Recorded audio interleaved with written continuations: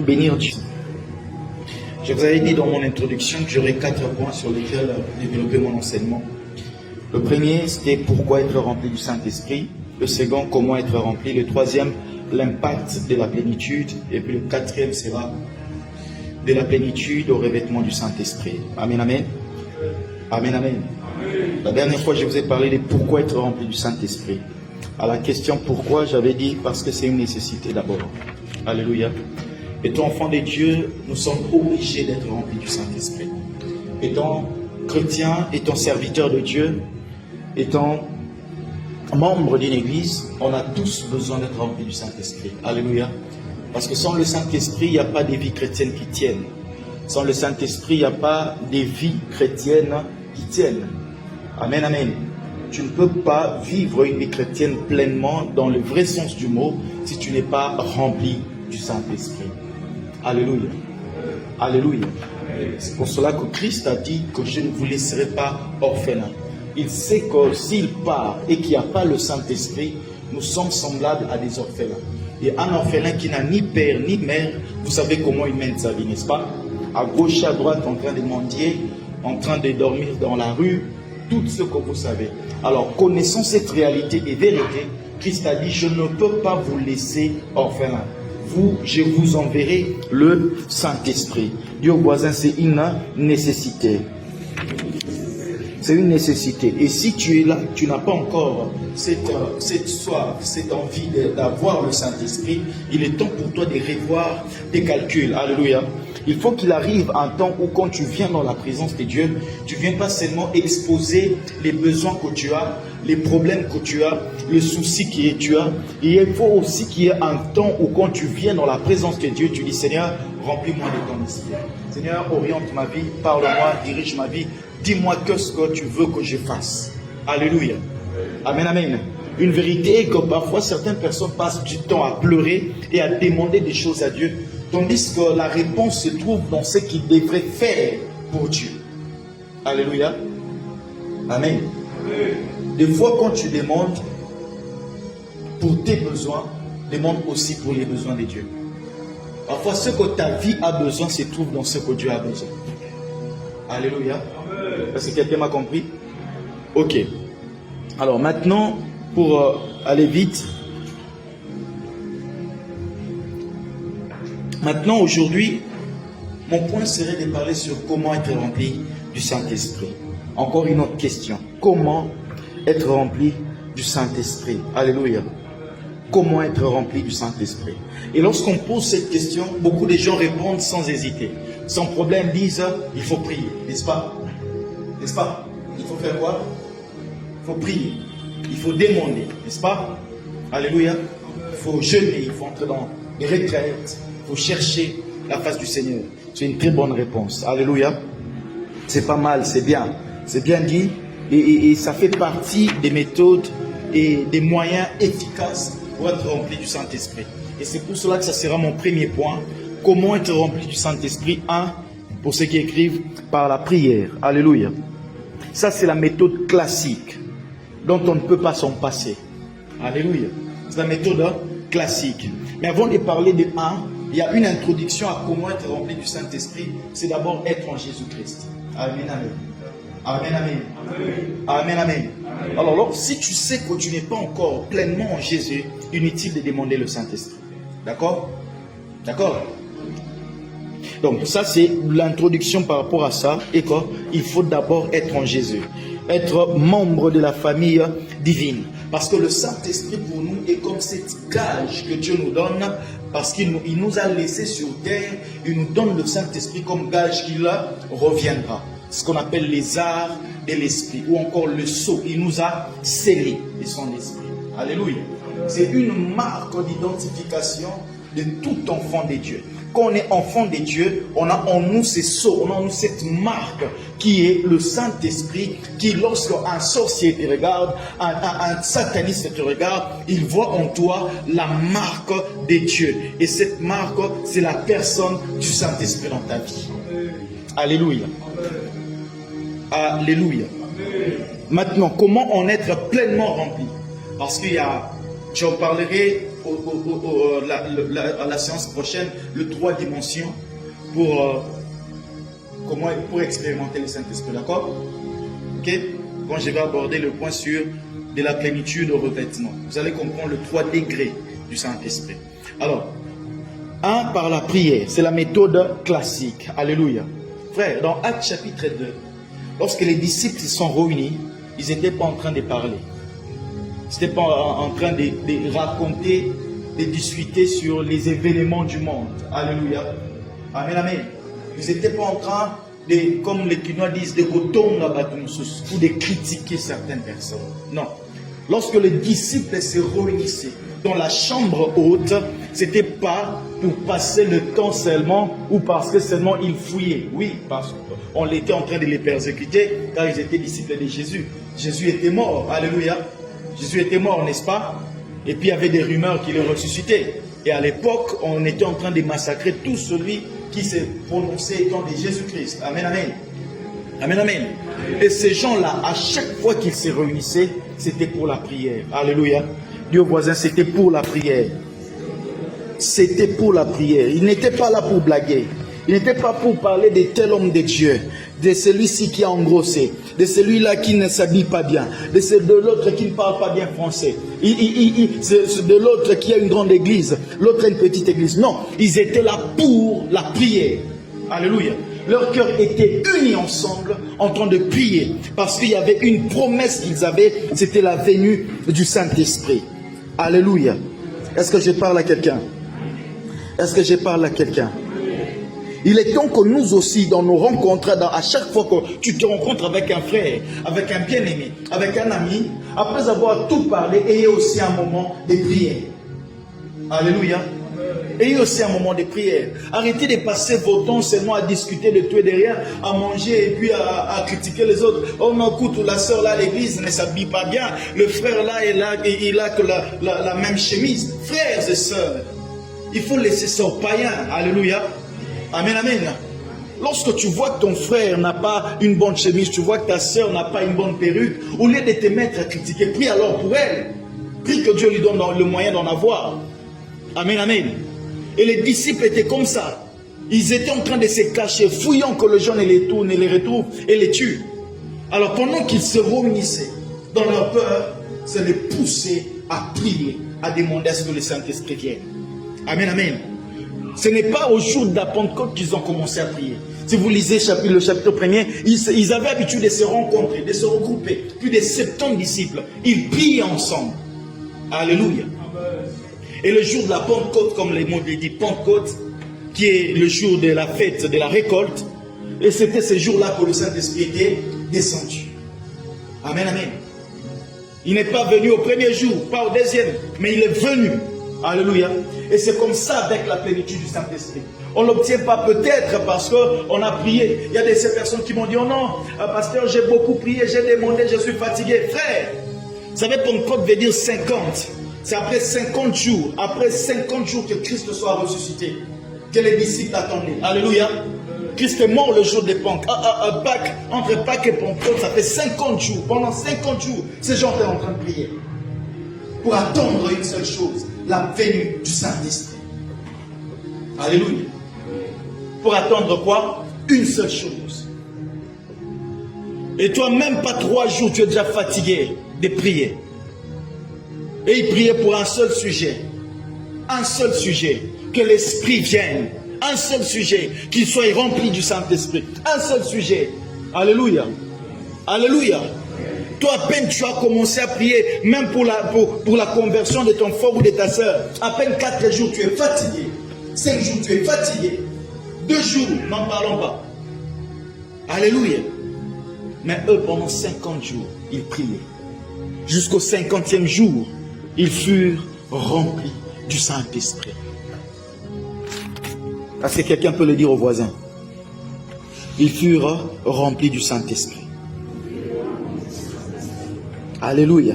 Et je prie Dieu qu'il donne à ma génération de telles rencontres. Que Dieu donne à notre génération de telles rencontres d'hommes de Dieu quand ils se réunissent. Non pas pour clouer celui qui est déjà tombé, mais pour prier afin que le Saint-Esprit vienne. Et que le Saint-Esprit reprenne le contrôle de l'Église. Alléluia. Vous voyez qu'actuellement, avec ce qui se passe, on n'a même plus à cœur. Donc certaines personnes ne savent même plus venir à l'église. Vous venez par exemple parce que vous connaissez bien cet homme, vous connaissez le berger, vous connaissez telle ou telle personne. Mais posez des questions à ceux qui sont à l'extérieur. Tu lui parles de l'église, à vos églises là, les aventuriers. Oui ou non, c'est ce qui se passe actuellement. Vos églises là, des voleurs, des impudiques, des menteurs. L'église a besoin du feu de l'esprit. Alléluia. L'église a besoin du feu de l'esprit.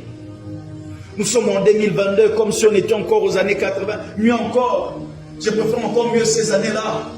Il y avait cette flamme de l'esprit. Où les gens, quand ils se réunissaient, ils priaient. L'esprit de Dieu descendait. Il n'y avait pas d'heure pour finir les cultes. Parce qu'il y avait tellement cette présence qui saturait. Et personne n'avait envie de rentrer. Tout le monde voulait rester là où il y avait le Seigneur. Alléluia. Amen, amen. Ce qui est mal actuellement, on s'est dit avoir le Saint-Esprit, mais notre comportement nous trahit. Ça nous trahit. Alléluia. Comment peux-tu être rempli du Saint-Esprit et très impoli? Comment? Comment peux-tu être rempli du Saint-Esprit et un grand menteur? Comment? Amen. Comment peux-tu être rempli du Saint-Esprit? Rempli, parlant en langue même. Escroc, tricheur à l'école, tricheur à l'université. Champion en corruption. Alléluia. Non, nous ne voulons pas du Saint-Esprit, de ce Saint-Esprit-là. Nous voulons du Saint-Esprit de la Bible. C'est lui, quand il vient, il transforme des vies, il change toutes choses. Alléluia. Dans Actes chapitre 4, le verset 24 à 34, là nous parle de cette rencontre qu'ont eu les disciples. Il dit qu'ils étaient tous réunis. Pierre et Jean étaient partis prêcher. Dans le chapitre 3, ils ont fait marcher les paralytiques à la porte du temple nommé la Belle. Et on les a arrêtés, fouettés, amenés devant les Sanhédrins. Et quand on le relâche, ils rentrent avec rencontrer tout ce qui s'est passé à tout le monde. Voilà ce qui s'est passé, voilà ce qu'on nous a fait. Les déclare, après avoir entendu cela, après avoir écouté toute la scène, il est écrit qu'ils se sont mis à prier. Et ensemble, ils lèvèrent la voix vers le Seigneur. Alléluia. Après avoir parlé de l'expérience qu'ils ont vécue, qu'est-ce qu'ils ont fait? Qu'est-ce qu'ils ont fait? Ils ont prié pour demander encore la plénitude du Saint-Esprit. Alléluia. Aujourd'hui, notre problème, c'est que quand on a une expérience avec le Seigneur, on s'arrête, on se croit maître. On se croit avoir la maîtrise. On se croit arrivé. À peine tu commences à prophétiser, à peine tu commences à négliger la prière. À peine tu commences à expérimenter des visions, à peine tu te nommes déjà super prophète. Frère, les apôtres qui ont marché avec le Seigneur ne finissaient jamais leur rencontre sans prier, sans demander une nouvelle dimension au Seigneur, sans demander une nouvelle portion de l'Esprit. Y a-t-il dans ce monde des personnes qui ont fait des miracles tels que les apôtres? Est-ce qu'il y en a? Est-ce qu'il y a même des gens qui ont vu le Seigneur face à face comme les apôtres? Alléluia.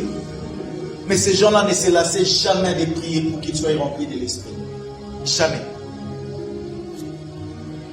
Aujourd'hui, là, on va voir les coulisses de nos hommes de Dieu. On l'invite à prêcher. Il n'a même plus le temps de prier. J'ai un frère comme ça, un ami. À un moment donné,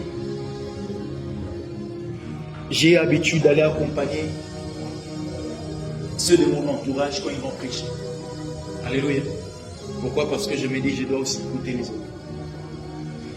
Alors un jour on part, il devait intervenir quelque part, on arrive comme ça. Je ne savais pas qu'il devait aller intervenir. On ne savait pas, on était à 3. Et puis on va trouver un objet. C'est une jour ensemble, n'est-ce pas? Je vais en passer notre temps. Et puis à un moment donné, comme ça, il regarde la montre. Oh! L'heure est passée. Alléluia. Il s'élève, il voit. Oh, nous, on reste là, on ne comprenait pas. Il s'habille, il prend la Bible. Oh non, je vais aller prêcher. Ah! Frère. Alléluia. Frère. Tu blagues. Amen, amen. Une blague. Christ pour prêcher, il passait des nuits à la prière. Lisez vos Bibles. Il priait sur les montagnes. Dans Marc chapitre 1er, 30 à 37, là il déclare à 35, verset 35, avant que le soleil ne s'élève, pendant qu'il faisait encore tout sombre, il se retira. Il part prier dans un lieu éloigné. Pendant qu'il priait le matin, les disciples le cherchent. Il le retrouve, il dit, nous te cherchions, où étais-tu? Il dit, allons prêcher de l'autre côté. Car c'est pour cela que j'étais sorti. Si j'étais sorti très tôt prier, c'est parce que je dois aller prêcher dans cette région-là. Alléluia. Toi, tu veux que Dieu agisse dans ta famille. Combien de temps passe tu as prié pour ta famille? Combien de temps passe tu as prié pour que Dieu te remplisse et que tu sois réellement cette flamme qui va allumer le réveil dans la maison? Amen, amen. Amen, amen. Ils se réunissaient en prière. Ils priaient. Ils passaient du temps à prier. Alléluia. À prier. Ils avaient cette rage, ce désir, cette passion de la prière. Seigneur, restaure en nous la vie de la prière. Pas seulement des supplications, des demandes ou des besoins. Mais nous voulons aussi être remplis de toi. Connaître tes besoins à toi. Lorsque je suis rempli du Saint-Esprit, je ne suis pas surpris des événements. Je n'ai pas besoin d'être prophète pour savoir ce qui va arriver. Parce que comme l'apôtre Paul, il dira, partout où je pars avant de prêcher, le Seigneur me dit déjà ce qui m'attend. Alléluia. Alléluia. Et c'est ça la vie remplie du Saint-Esprit. Pas besoin d'être prophète, d'avoir le don de la prophétie, moi encore le ministère prophétique, pour connaître les choses qui doivent arriver. Amen, amen. Une vie remplie de l'Esprit est une vie qui triomphe du péché. Une vie remplie de l'Esprit est une vie constante dans la sanctification. La sanctification est devenue lourde actuellement parce qu'on a peu de gens qui sont remplis de l'Esprit. On a des gens qui sont remplis des ambitions. Une grande église. Quand je prêche, tout le monde tremble. On a peu de gens qui sont remplis de l'Esprit, qui nous communiquent la pensée du Père. Alléluia. Qui nous parlent selon le cœur des dieux pour que des vies soient transformées. L'église est pour la transformation des vies, pas pour les plans des salles. Amen, amen. J'aimerais que quelqu'un rentrant aujourd'hui se dise, Seigneur, rallume ma flamme des prières. Et Saint-Esprit, remplis-moi, restaure ma vie des prières. J'aimerais que ça puisse même commencer maintenant, où les cœurs vont commencer à s'élever à prier, Seigneur. Oui, j'ai des besoins. Je suis un homme, je suis un humain. Mais j'ai plus besoin de toi. David a dit, Seigneur, tu es ma part. Tu es la coupe à laquelle je bois. J'ai constamment l'Éternel devant mes yeux. Il a dit, comme une biche soupire après un courant d'eau, ainsi mon âme a soif de toi. Il est temps qu'il arrive un moment où on arrête de se débattre comme Marthe et que l'on s'assoie comme Marie et dire, Seigneur, plus de toi encore. Plus de toi.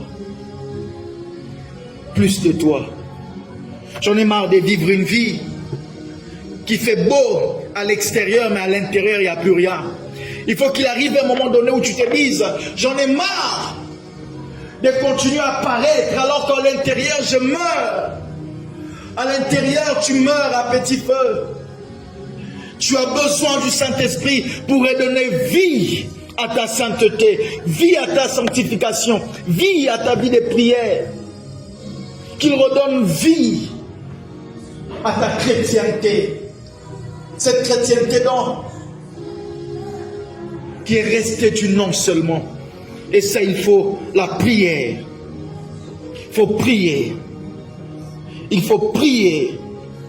Il faut prier comme cet homme a dit, Seigneur, donne-moi les causes où je meurs. Il était tellement passionné, il n'a pas demandé des millions, des milliards. Il a dit, Seigneur, j'ai besoin de ton feu. Seigneur, donne-moi ton feu pour embraser Kinshasa. Donne-moi de ton feu pour embraser encore, pour restaurer la vie de Dieu à l'église de mon pays, la RDC. Ce qui nous préoccupe actuellement, ça fait triste. Quelle pause il y aurait encore? On est là. Mais il est temps que tu pries. Seigneur, ma famille a besoin de toi. Ce n'est pas d'abord de l'argent qu'on a besoin chez nous. C'est de toi, Seigneur. Ce n'est pas d'abord des voitures, des postes ministériels, mais c'est de toi, Seigneur. Poste ministériel sans Jésus, tu finiras dans l'occultisme. Sans le Saint-Esprit, tu finiras là-bas.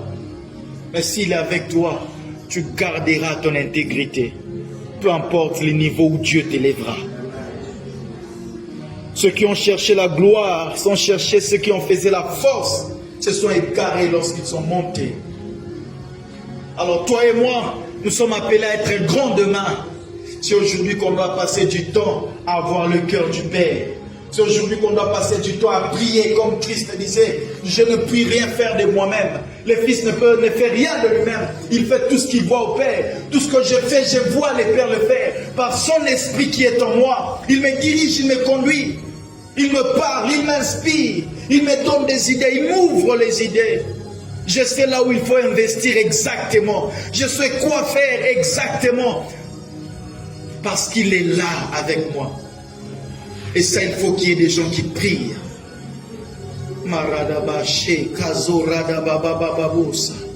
Des personnes qui savent aller au-delà des besoins physiques, des besoins visibles, mais qui savent voir très loin demain et dire aujourd'hui, Seigneur, remplis-moi du Saint-Esprit.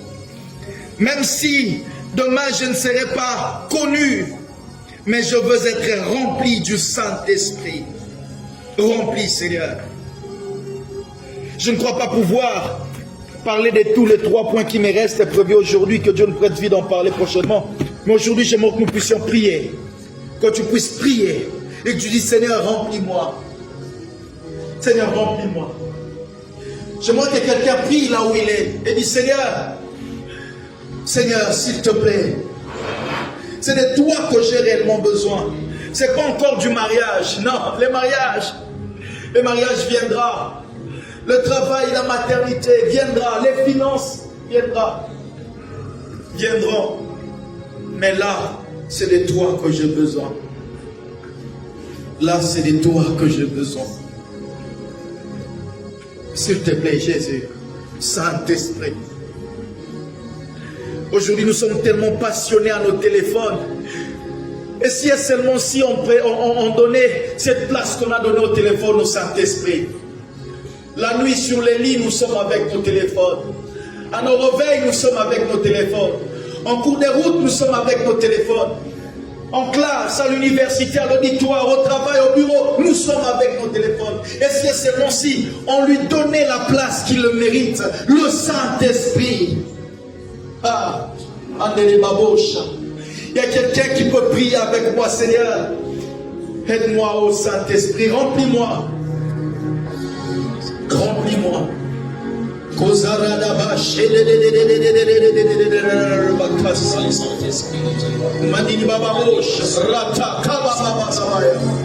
La place qui lui révélait est donnée aux séries télévision, aux séries télénovelas.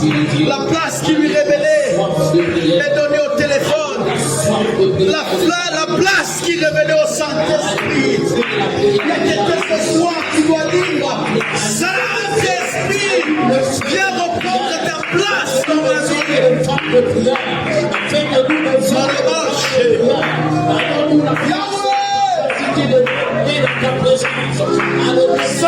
Saint-Esprit,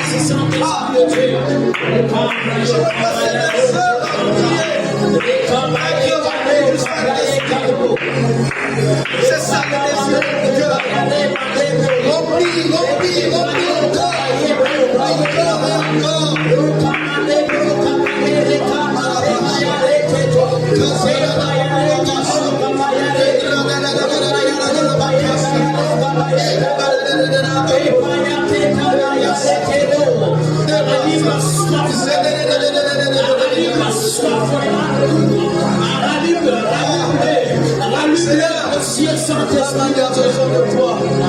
Amani des canons sans toi. Je ne suis rien sans toi. Je ne peux rien sans toi. Saint-Esprit, je suis conscient. Amani ne peut rien sans toi. Il n'est rien sans toi. Saint-Esprit, Remplis-moi Jésus. Remplis-moi Saint-Esprit. Remplis-moi Saint-Esprit.